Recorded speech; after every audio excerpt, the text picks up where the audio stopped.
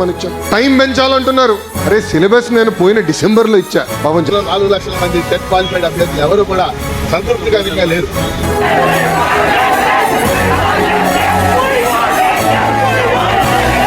కూటమి ప్రభుత్వం విడుదల చేస్తున్న డిఎస్సి నోటిఫికేషన్ పై నెల్లూరులో అభ్యర్థులు మండిపడుతున్నారు.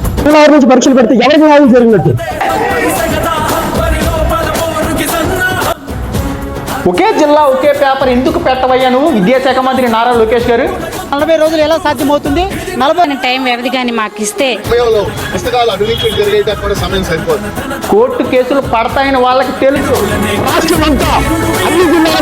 కోర్టు కేసులు పడితే ఈ పోస్టుల భర్తీ ఆగిపోతాయని తెలంగాణ ప్రభుత్వానికి తెలుసు. కాబట్టి 47గా పెంచుతూ పోస్టింగ్లు ఇద్దామనే ఉద్దేశంలో ఉన్నారా లేదా?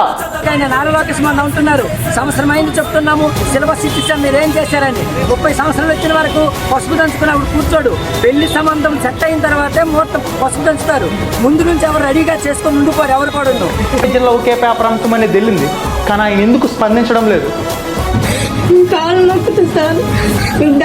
మేము ఆన్లైన్ చేసిన నెంబర్స్ ఉండేది, దాంతో పోలింగ్ పెట్టమనండి సార్. మా డిఎస్సీ వాళ్ళందరూ కూడా ప్రభుత్వానికి ఒక రద్దు బుక్క పెడుతున్నారు.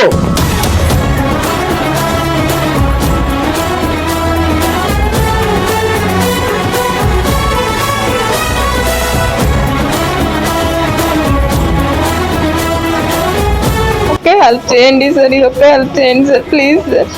దీన్ని 90 రోజులకు పెంచాలని అభ్యర్థులు అందరూ ఏకగ్రీవంగా కోరుతున్నారు.